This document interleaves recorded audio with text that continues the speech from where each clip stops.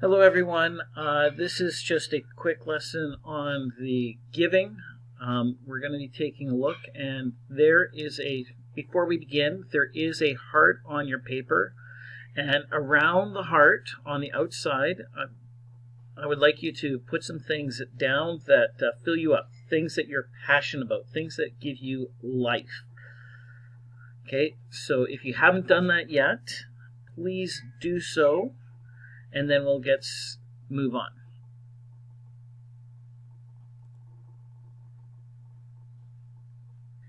Second thing we're going to be doing is we're going to take a look at things around you that outside of the world, and please put those inside the heart. These are things that break your heart, things that you feel are a personal injustice, things that really get your hair up in a knot when you hear about it. These type of things, if you've not done so, please do that. Pause the video, do that, and then come back.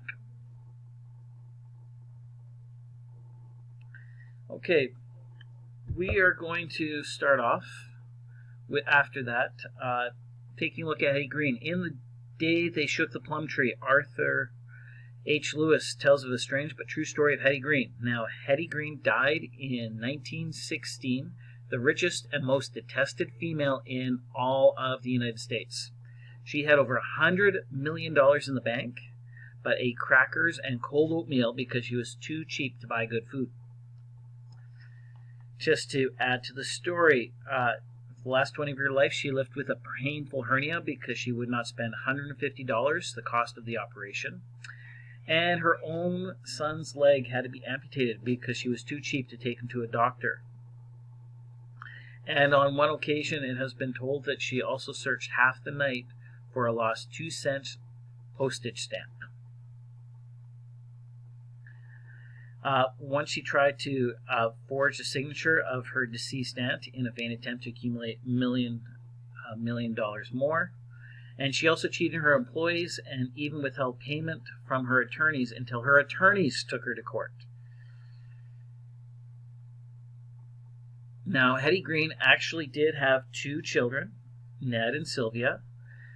Ned went on his life, and he spent $3 million a year on yachts, coins, stamps, all sorts of different things, and basically a life of wild living. Sylvia kept $31 million in the bank that paid absolutely no interest, and she employed a hardworking Italian laborer as her gardener for 34 years. Now, in 34 years of hiring this person, she talked to him twice. And once was to tell him, you're going to be docked an hour's pay for being late. And the other time was, keep your daughter off the premises. She didn't like children. So Ned and Sylvia were not delightful people either. Now, Ned, Sylvia, and Hetty, they're all dead. And without exception, these things were probably actually put into the way that did the minimum amount of good in the world. Generally speaking, many Christians, when it comes to their attitude toward money, we're actually more like Hetty Green and her children than we are like Christ. Our nature is to be self-centered instead of Christ-centered, and being stingy instead of generous. It's just our way. Switching to taking a look now at Acts chapter 11. The Bible tells of a severe famine that devastated Jerusalem and the surrounding area, and the first offering was taken up by the Jewish brothers in Judea came from the church of Antioch, and the offering was sent to the elders by Paul and Barnabas. Barnabas was a different character.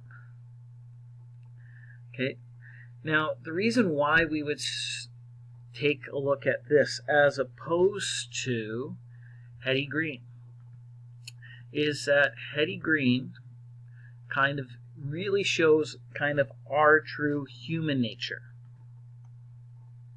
Paul shows us a different way, a more Christ-like way in the book of Acts. Paul's letter tells the effort how tells of his efforts to maintain the flow of funds to the people of Judea. And with this concern in mind, he always taught the New Covenant theology of giving wherever he went. One example of that would be in 2 Corinthians 8. Paul explains the only way poverty-stricken people can be changed into selfless, sacrificing, generous, giving people was by the work of the grace of God in their lives. The grace of God was greater than our selfish desires. It is not that more money will make us more generous. It is the fact that Christ changes us. If more money would change us to be better giving people, then Hetty Green would have been one of the most generous people. Instead, she was known as the Witch of Wall Street. If you've not done so, please read 2 Corinthians chapter 8, verses 1 to 7, and we'll take it up. A few things I just want to point out from 2 Corinthians chapter 8. In verse 2, the severe trials that we're experiencing and their extreme poverty, and yet, in verse 3, their own ability to give. Paul gives us insight into how this transformation occurred. These people who were in poverty and suffering trials were able to give generously. In verse 5, they say they gave themselves first to the Lord, and then in keeping with God's good, then us in keeping God's goodwill. There, it is Christ, it is God who transforms us. We strive to be more Christ-like, and that is why we give. There are a few traps that Christians regularly fall into. First one we're going to talk about is the tithing trap, and then we'll talk about a few others. And the tithing trap is a spiritual trap for us, and basically starts when we believe that God won't be pleased with us unless we give 10%. And it must be 10%. Now, you have to remember the tithing was actually for spiritual infants, not the spiritually immature. This commandment came to the Jews just after they'd been enslaved for 400 years in Egypt. They had to rebuild their whole religious identity, and that included the idea of giving. They had no religious habits, no sense of sacrifice, no sense of giving to other people. And so that is what the tithe was when the tithe was put in. And the tithe was put in to support the Levites, those that were offering that amount of spiritual insight and leadership. Tithing is a foundation concept. The goal is not to tithe. Tithing is not the goal, but the goal is to be generous. And that is especially true for the rich. 1 Timothy 6, verse 17 said, "Command those who are rich to be generous and willing to share." Now, if you could imagine Hetty Green has $100 million. Could you imagine God saying, "You know what, Hetty? As long as you give 10 million, you can do whatever you want with the other 90 million, and we're good." It's really not the way that God would say. God wants all of us. God sacrificed everything on the cross for us. And that is what we are called to be. Not just to give the 10%. But tithing is a teaching concept. It teaches us the importance of trusting God, not money. As in Matthew 4:4 says, Jesus said, "Man does not live on bread alone, but by the word that proceeds from the mouth of God." And tithing is one of the things that teaches us that God really owns everything. We are just merely caretakers for his money. Everything is owned by God. A couple of other traps that we could fall into include the insurance trap. Hey, I gave money to the church. Nothing bad will happen to me. It's kind of like a form of cosmic insurance. Doesn't happen. Job 29, right? The whole story of Job tells you that even people who are godly and generous can wind up with some pretty horrid life circumstances. Generous giving was not insurance policy for Job. we shouldn't expect otherwise. There's also the money for time trap. This really says, well, I give money, therefore I don't need to give my time or anything else to the church. As long as I give money, everything will be fine. It's kind of like the idea of the child who gets extravagant gifts to make up for the absence of parents. It's not what God asks us to do. God wants all of us. He doesn't want our money.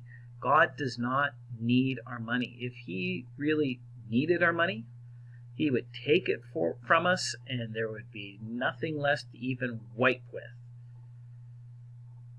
God could very easily just take away our money.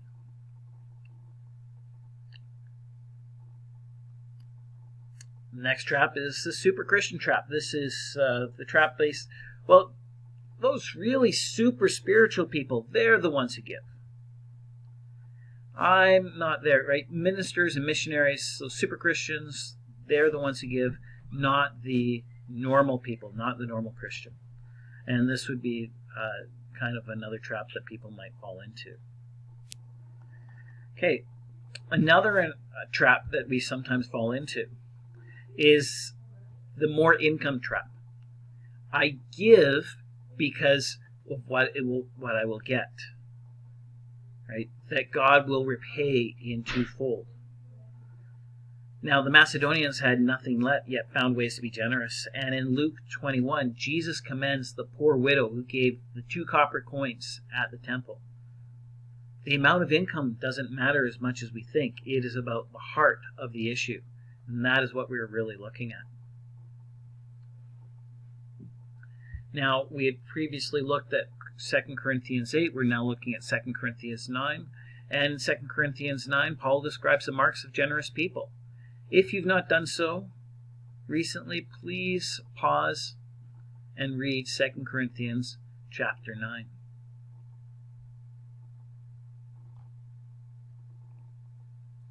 The first hallmark is to have a plan for the giving.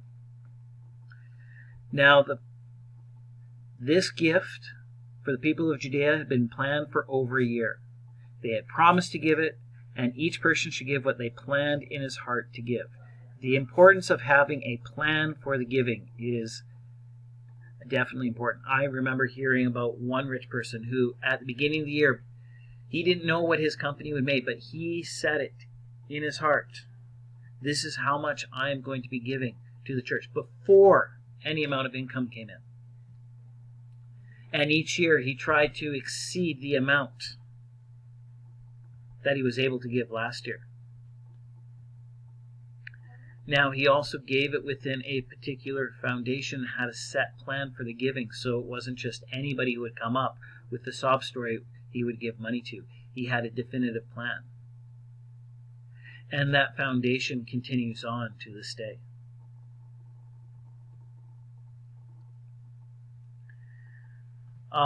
It's also important for us to understand the principle of giving. Paul describes the principle behind the new covenant of giving, the law of the harvest. He who sows sparingly reaps sparingly. He who sows generously reaps generously. But what we reap is not necessarily financial. This is important. Reaping generously does not mean that God rewards us with money. There's many other blessings other than cash. It's not, otherwise we fall into that more income trap. And to know the purposes of giving.